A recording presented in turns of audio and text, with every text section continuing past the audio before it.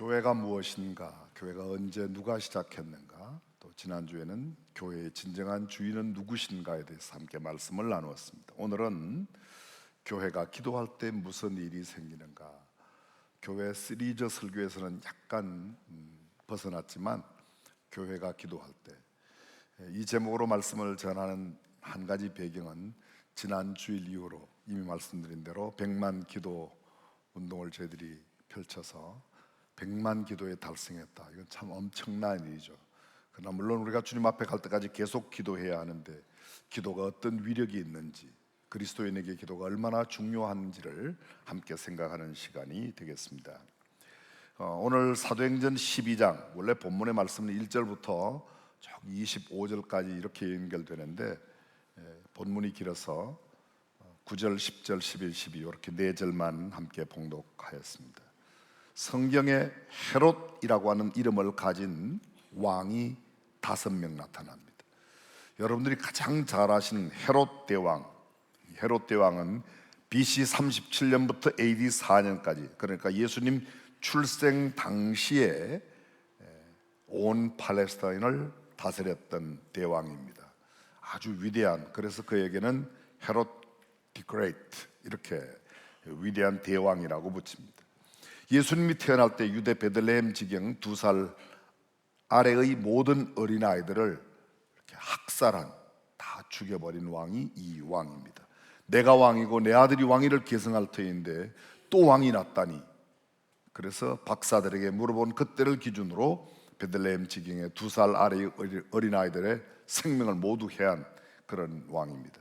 그에게는 10명의 아내가 있었고 5명이 왕자와 공주들을 낳았는데, 왕자들과 그 왕자 공주들 사이에 피비린내 나는 반목과 불륜, 악행은 필설로 다할 수 없을 만큼 아주 난잡했습니다. 이 헤롯 대왕, 그 다음에 헤롯 아켈라오라고 있습니다. 이거는 AD 4년부터 6년 사이, 그러니까 헤롯 대왕의 4번째 부인인 말다스라는 사마리아 여자에게 태어난 아들인데, 왕위에 올랐으나 불과 2년 채 지나면서 금방 왕위에서 쫓겨났습니다. 폐위되고 멀리 유배가 된 왕입니다. 3번째 헤롯 안티파스가 있습니다. 갈릴리와 베레아의 분봉왕인데, 아켈라오, 조금 전 쫓겨났다는 그 왕과 같은 배에서 나온 출생한 동복 동생입니다. 근데 참 생활이 엉망입니다. 진려이자 제수시인 헤로디아를 빼앗았습니다. 그것을 잘못됐다고 지적하는 침례 요한을 목베어 순교시킨 사람이 바로 이 헤롯 안티파스입니다. 진려이자 제수, 진려가 제수이고 제수를 또 형이 빼뜨렸어요. 죄송합니다. 표현은 좀 그렇지만 완전히 개족보 같습니다. 그리고 4번째 헤롯 아그리빠, 오늘 성경 본문에 나오는 사도행전 12장 1절 보면, 그때 헤롯 왕이 손을 들어 할 때 이 헤롯이 헤롯 아그리빠 1세입니다. 헤롯 대왕의 손자이고 아리스토블루스라고 하는 그 아들을 낳았는데, 그 아들의 아들입니다. 그러니까 헤롯 대왕의 손자로서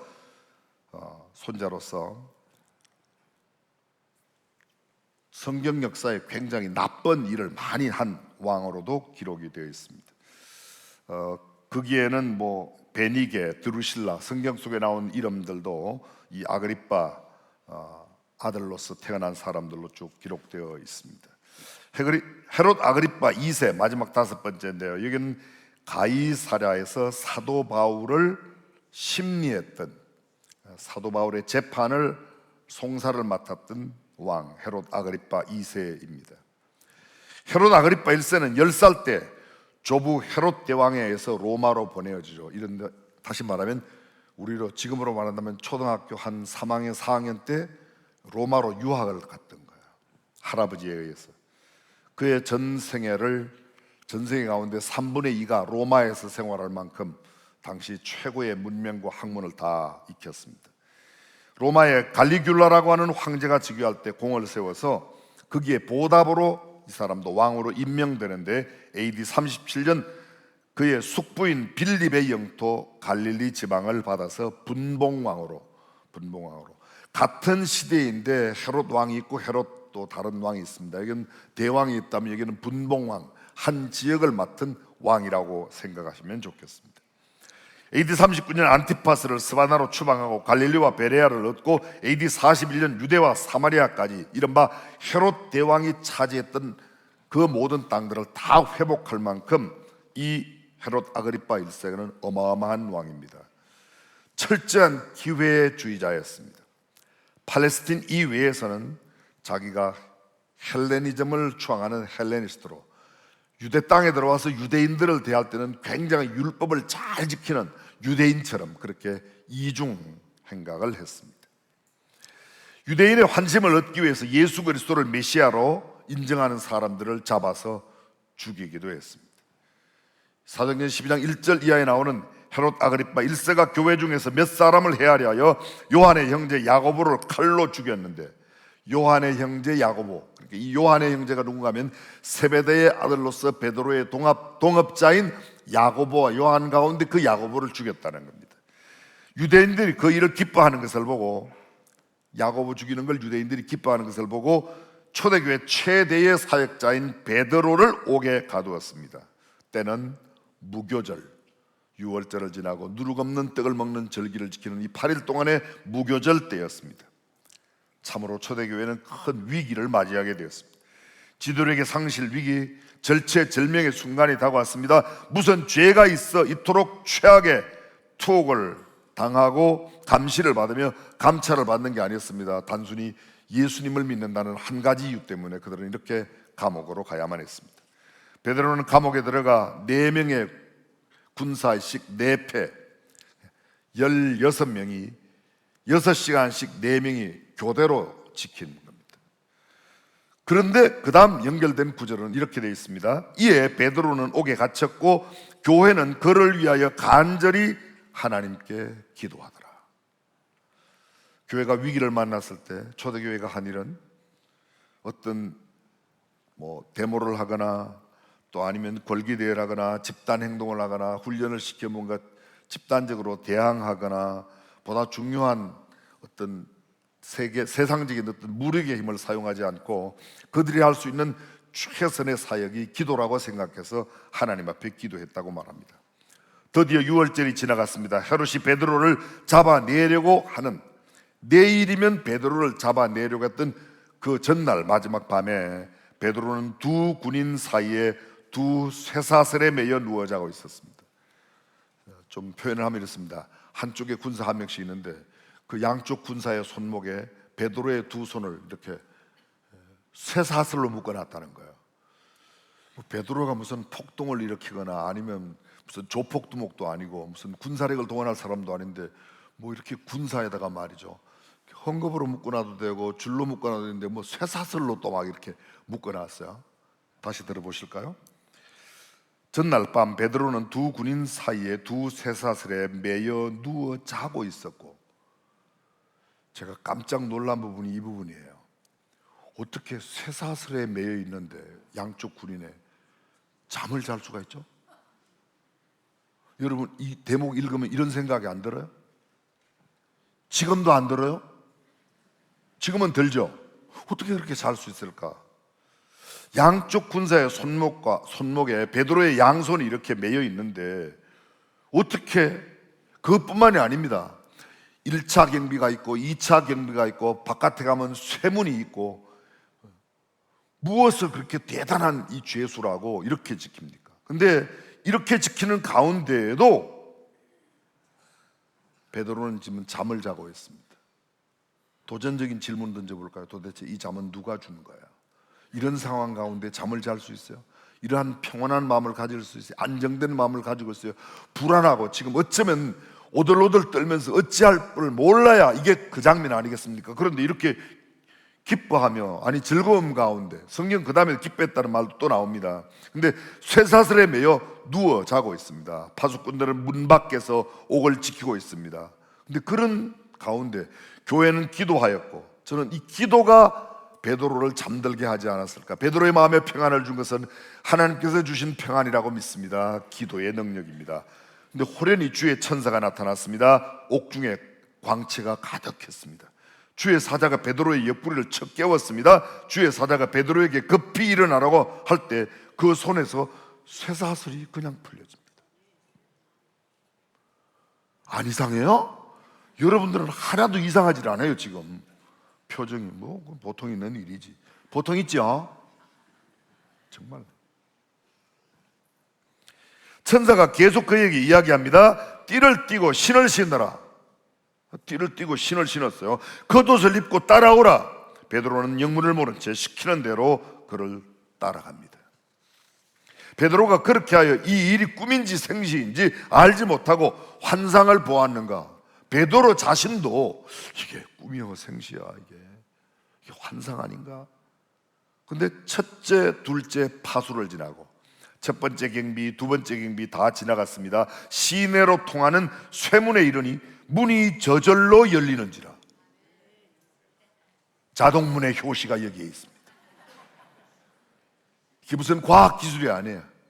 이런 놀라운 역사, 구체적으로 다 설명드리지 않아도 이런 모든 일이 교회가 기도할 때 하나님께서 역사하신 기적인 줄로 믿습니다.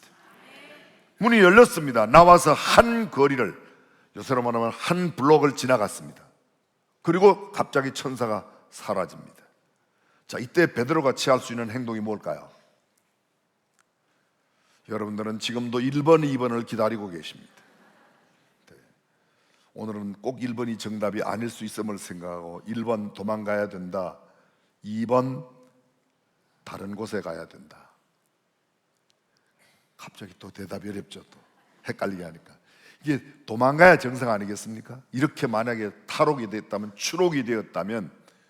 그런데 성경은 이렇게 말합니다. 이에 베드로가 정신이 들어 내가 이제야 참으로 주께서 그 천사들을 보내어 나를 헤롯의 손과 유대 백성들의 모든 기대에서 벗어나게 하신 줄 알아노라.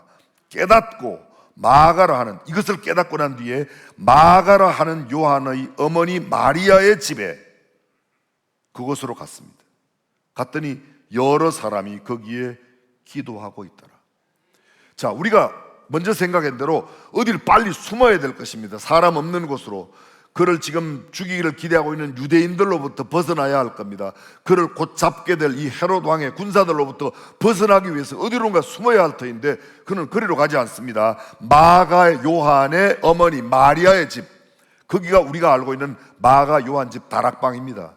그 다락방이 어떤 곳이에요? 예수님께서 마지막 만찬, 주의 만찬을 제정하신 곳입니다. 그곳이 어디입니까? 예수님이 성천하신 뒤에 제자들과 함께 120명이 모여서 전혀 기도했을 때 오순절날 성령 강림이 강하게 임했던 그곳, 기도의 자리를 찾아갔습니다. 베드로가 대문을 두드립니다. 마가의 다락방 집에 가서 대문을 막 두드립니다.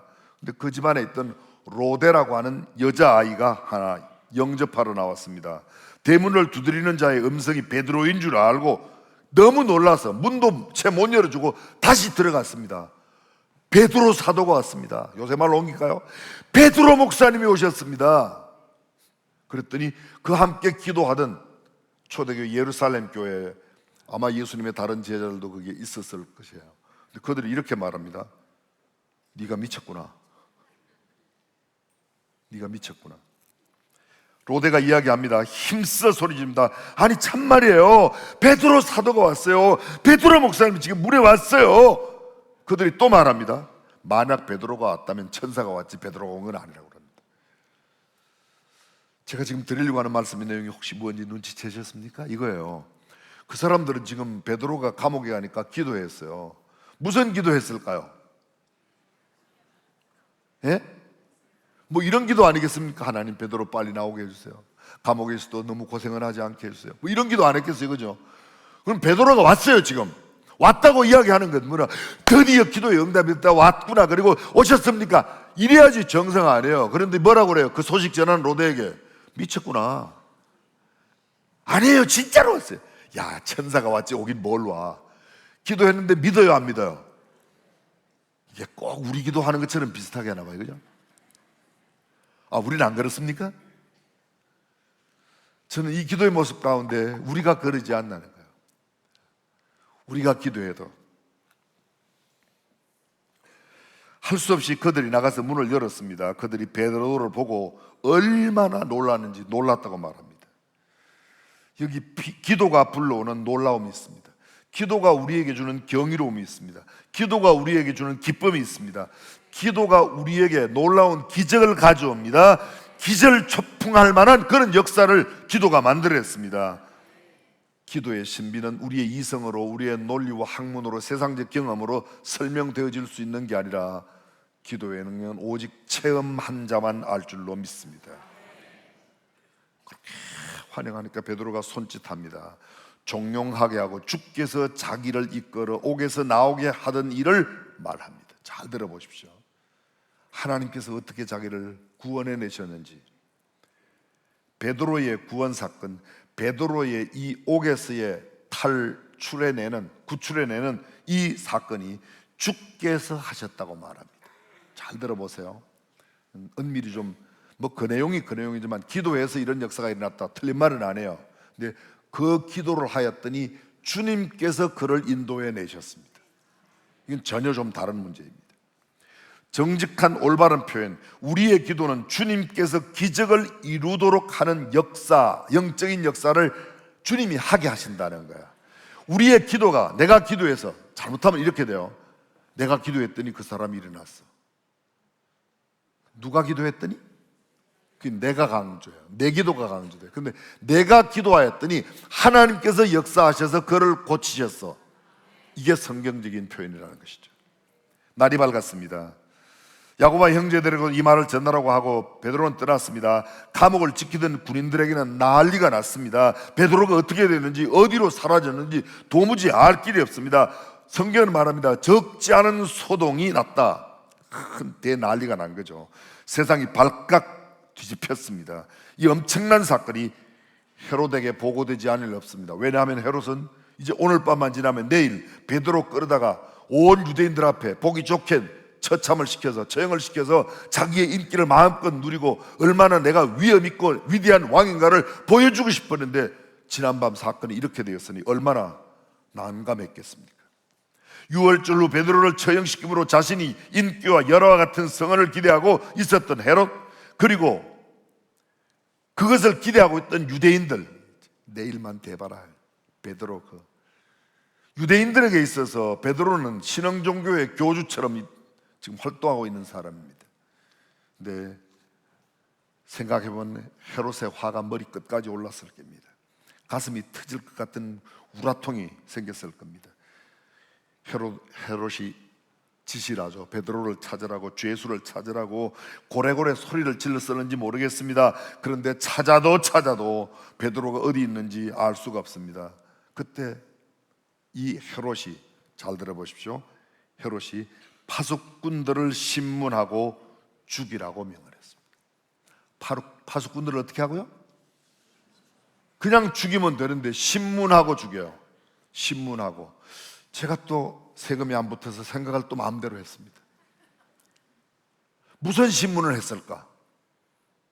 이렇게 하지 않았을까요? 너 어떻게 빼줬어? 너 누구한테 돈 얼마나 먹었어? 어떻게 된 거야? 쇠사슬로 묶여난 게 누가 안 풀어주고야 어떻게 풀겠냐? 1차 경비, 2차 경비, 바깥 쇠문까지 누가 열어줘? 이거는 너네들이 짜고 하지 않으면 절대로 있을 수 없는 거야. 어떤 놈이야, 빨리 나와. 아무리 신문해도 대답할 말이 없지 않습니까? 누구의 역사야? 주님의 역사니까. 그들 모두가 다 죽임을 당했습니다. 누가 빼주라고 했냐? 도대체 이것이 가능한 일이냐? 너희가 공동모의하지 않고야, 공모하지 않고야 어떻게 이런 일이 일어날 수 있겠냐? 죄수의 양손에 쇠사슬이 풀려진다. 그게 말이 되냐? 1차, 2차, 3차까지 경비가 그렇게 삼엄한데 그게 말이나 되겠냐? 그리고 시내로 연결된 대문까지 나와서 그 대문이 스스로 이미 말씀대로 자동문처럼 열려졌습니다. 우리가 생각해도 일반적인 상식적으로 전문가적인 아주 고상한 식견이라도 이건 도저히 이해가 되지 않는 사건이 일어났습니다. 사건의 배후에는 하나님입니다. 하나님 앞에 드렸던 그들의 기도가 하나님의 역사를 가져온 줄로 믿습니다. 헤롯이 드디어 유대를 떠나 가이사랴로 내려가 거기서 거하였다고 19절 하반절에 나옵니다. 저는 이 구절 속에서 헤롯의 두려움을 읽어냅니다. 이 말씀 속에서 얼마나 두려움과 공포가 크면 더 이상 이제는 예루살렘에 머물러 있지 못하고 왕이 되었어도 왕도를 버리고 어디로 가요? 로마의 총독부가 있는 가이사랴로 내려가는 겁니다. 그렇게 살기등등하여 야고보를 처형하고 베드로마저 죽이려던 그가 교회의 기도로 말미암아 주께서 베드로를 구출해 가심을 듣고 한편 우라통이 터지고 속이 들끓고 또 다른 편으로는 좌절감, 절망감, 수포로 돌아간 자신의 계획과 생각이 산산조각 난 것을 인하여 망연자실한 채로 야, 나 여기 못 있겠다. 어쩌면 또 이럴 수도 있어요. 불안과 초조해서 너무 긴장이 돼서 야, 베드로를 구해가는 그런 능력이라면 나 하나 정도는 아무것도 아니겠지. 얼마나 불안했겠어요. 그러니까 하다못해 로마의 총독부가 있는 로마 병정들이 있는 그곳으로 가야 되겠다. 내가 얼마나 철동같이 지켰는데 그 베드로가 사라졌다. 그 감옥에서 빠져나갔다. 탈옥이 절대 있을 수 없는데 어찌 이런 일이 일어날 수 있었을까? 진짜 저들의 믿는 예수 그리스도의 역사가 있는 게 아닌가? 진짜 하나님의 역사가 아닌가? 아니면 내 왕자와 왕권을 우습게 여기는 또 다른 세력이 있는 게 아닐까? 아니, 로마가 나를 버린 게 아닐까? 헤롯 더 이상 참을 수가 없습니다. 예루살렘을 등지고 가이사랴로 내려갑니다. 그곳에서 그는 살려고 합니다. 어쨌든가. 그런데 오늘 성경 20절에 보면 헤롯이 두로와 시돈 사람들을 대단히 두려워함을 볼 수 있습니다. 이 두로와 시돈 사람들은 헤롯의 땅에서 나는 양식을 먹는 사람이라 코가 깨어있는 사람인데 그 사람들에게 자기의 위세를 나타내요. 자기의 위엄을 나타낸 겁니다. 왜요?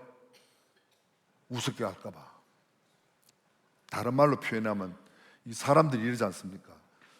나 아직 힘 있어. 이 사람은 지금 힘이 빠진 사람이에요. 진짜 힘 있는 사람은 나 아직도 힘 있어. 이런 소리 안 해요. 그죠? 아니 지금 이 이야기를 못 알아들으신다는 거예요 지금? 그렇죠?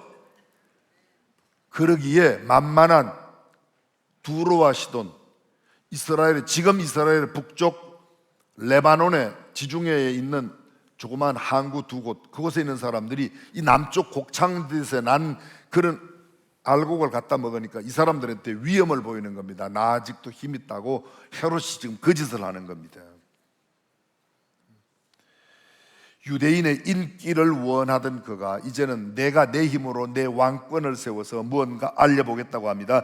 전자도 바람직하지 않지만 후자도 또한 결코 좋은 것이 아닙니다. 그런데 그 다음 구절, 헤롯이 나를 택하여 왕복을 입고 단상에 앉아 연설하니, 여기 왕의 권위와 권세, 그의 힘과 능력을 자기가 다스리고 있는 나머지 백성들에게 보여주려고 합니다. 두로와 시돈 사람들에게 막 협박합니다. 공갈합니다. 그리고 다른 팔레스타인 사람들에게도, 유대인들에게도 이런 자기의 모습을 드러냅니다. 백성들의 반응이 22절에 나타납니다. 백성들이 크게 부르되 이것은 신의 소리요 사람의 소리가 아니라, 헤롯에게, 그들도 이제 살겠다고 헤롯에게 막 아부를 떠는 거죠. 신이시여 당신은 위대하십니다. 난리가 났습니다. 그런데 여러분, 그 다음 구절은 참 대조를 이루어요. 헤롯의 최후, 헤롯의 마지막 모습, 헤롯의 인생의 마지막 종말의 모습이 이렇게 기록되어 있습니다. 헤롯이 영광을 하나님께로 돌리지 아니하므로 주의 사자가 곧 친히 벌레에게 먹혀 죽으니라. 이게 헤롯의 최후입니다. 다른 말로 말할까요? 헤롯이 하나님께 영광을 돌리지 않았다. 다시 말하면 하나님의 영광을 자기가 취했습니다. 주의 사자가, 우리가 조금 전 보았던 베드로의 감옥에 역사했던 주의 사자는 가서 베드로를 흔들어 깨웁니다. 베드로를 인도해냅니다. 베드로를 구원하는 데 역사를 일으킵니다. 그런데 지금 헤롯 대왕의 역사는, 또 다른 주의 천사는 헤롯을 벌레 먹게 하여 죽이게 했습니다. 성경에 하나님의 부르시는 천사, 하나님의 사자들의 두 가지 역할이 나오는데, 하나는 누구를? 하나님을 섬기고 경외하고 기도하는 백성 뒤에 있는 사람들을 건져내는가 하면, 그렇지 아니하고 하나님의 영광을 가로채는 헤롯 같은 왕도, 그 큰 나라를 다스리고 있는 왕이라도 하나님은 그를 주의 사자를 보내어 처치하십니다. 마지막 24절 말씀, 하나님의 말씀은 흥왕하여 더하더라. 그렇습니다. 말씀이 흥왕해야 합니다. 이 세상에 어떤 것들이 흥왕하는 것보다 사람들은 가장 원하는 게 경제적인 흥왕과 호황을 원합니다. 정치적인 안정을 원합니다. 문화, 예술, 교육이 아름답게 성장하는 것을 원합니다. 어제 새벽에 이제 막 오픈식을 가졌던 파리올림픽, 전 이번 파리올림픽에서도 대한민국이 국위를 선양하고 금메달 많이 따기를 간절히 바랍니다. 아멘 안 하는 사람들은 일본에서 왔어요? 아멘. 근데 제가 그거보다 더 흥왕한 것은 한국 교회가 기도로 흥왕하고 대한민국이 말씀 가운데 흥왕하고, 그렇습니다. 사람들은 자기의 기업의 경영이 흥왕하기를 원합니다. 예술을 하는 사람들은 자기의 공연이나 자기의 작품이 흥왕하고 왕성하기를 원합니다. 언론, 방송들은 그들이 흥왕하고 왕성하기를, 회사가 날로 번창하기를 원하는 사람들은 기업을 경영하는 사람입니다. 그러나 우리는 하나님의 사람으로 하나님의 말씀이 흥왕하고 기도의 힘을 나타내고 하나님께서 원하시는 거룩한 역사가 이루어지기를 기도해야 될 줄로 믿습니다. 16세기 종교개혁의 핵심이 뭐예요? 첫 번째 깃발이 뭐예요? 오직 말씀. 졸라 스크립투라, 졸라 피데, 오직 믿음. 졸라 그라티아, 오직 은혜. 솔루스 크리스토스, 오직 그리스도. 솔리데오 글로리아, 오직 하나님의 영광. 이 다섯 개가 종교개혁의 깃발입니다. 첫 번째 깃발이 뭐예요? Back to the Bible. 말씀으로 돌아가라. 말씀으로. 오직 성경. 그렇습니다. 계획은 이것으로 이루어집니다. 우리 중앙교회가 새 대방을 건축하면서 100만 기도 운동을 펼쳐왔습니다. 지난주 통계로 100만 명이 막 넘어섰습니다. 오늘 101만 명을 돌파할 것으로 예측됩니다. 흔히 말하기를 집은 벽돌로 짓고 가정은 사랑으로 세우고 성전은, 예배당은, 교회는 기도로 짓는다는 말이 있습니다. 건물은 돈으로 짓지만 교회는 말씀과 기도로 세운다는 말이 있습니다. 기도 외에는 다른 이유가 없다고 주님 말씀하십니다. 내 집은 만민의 기도하는 집이라고 말씀하십니다. 오늘 우리가 새 예배당을 짓는 과정, 아니 새 예배당이 완성될 때까지 뿐만 아니라 그 이후 우리 주님 다시 오시는 그날까지 기도를 계속해서 해야 된다고 생각하시면 아멘. 그렇습니다. 사무엘은 이렇게 언급합니다. 기도하기를 쉬는 죄를 범치 말게 해달라고 기도합니다. 선한 일을 하고 행치 않음이 성경적인 기준이에요. 해야 할 일을 하지 않는 것 죄입니다. 하지 말아야 될 것을 하는 것 죄입니다. 기도하지 않는 것도 죄입니다. 말씀에 벗어나면 죄입니다. 말씀에 더하면 죄입니다. 말씀에서 빼버리면 죄입니다. 기도하지 않는 게 죄입니다. 성경은 말합니다. 기도는 영혼의 호흡이라고 말합니다. 그런 말씀드리지만 지체 하나가 잘려나간다고 죽지 않습니다. 호흡은 끊어지면 죽습니다. 사랑하는 성도 여러분, 저와 여러분들이 기도의 사람이 되시기를 주님의 이름으로 축원합니다. 기도하십시오. 힘들고 어려울 때, 인간적인 머리로 도저히 해결될 수 없는 그런 문제에 부딪힐 때 부르짖으십시오. 주님께 외치십시오. 힘이 없으면 주님 앞에 힘을 달라고 기도하십시오. 아니 그 힘마저도 없다면 흐느끼며 영어로 마음으로 호소하십시오.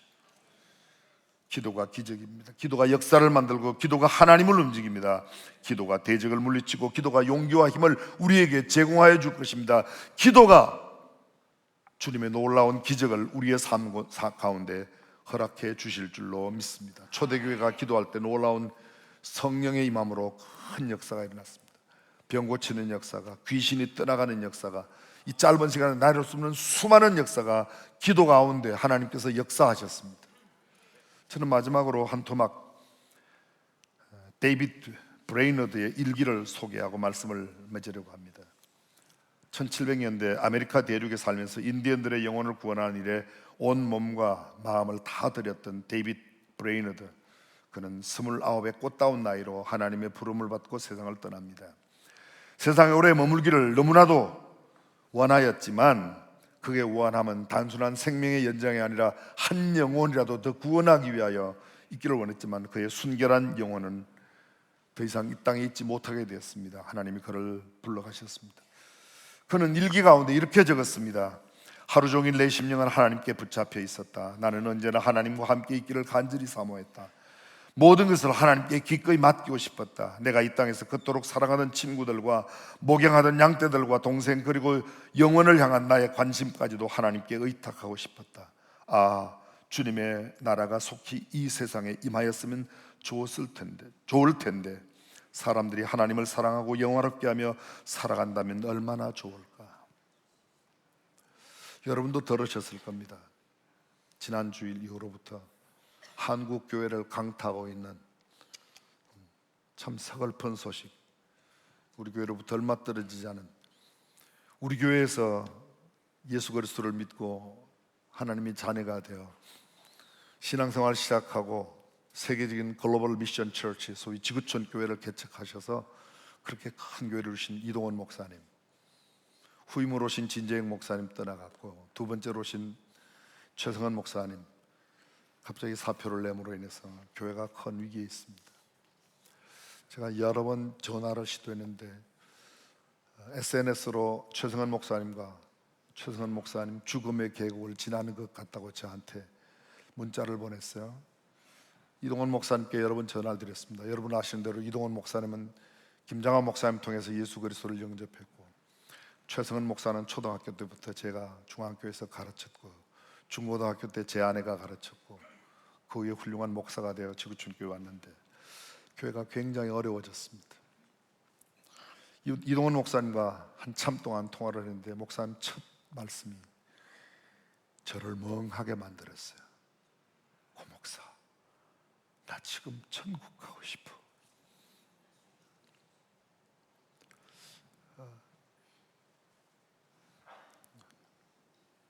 한참 동안 멍하니 말도 못했습니다.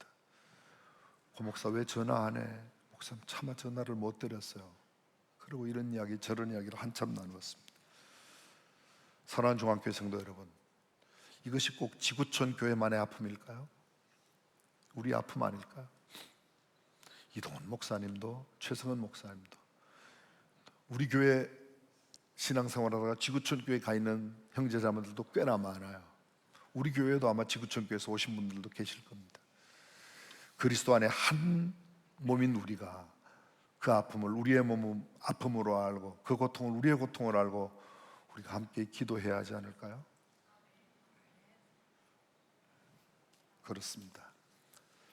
지금은 힘들어도 합력하여 선을 이루시는 하나님께서 반드시 좋은 결과를 주시리라고 믿지만 우리가 할 수 있는 일, 기도해야 된다고 생각합니다. 이 시간 우리 함께 기도하겠습니다.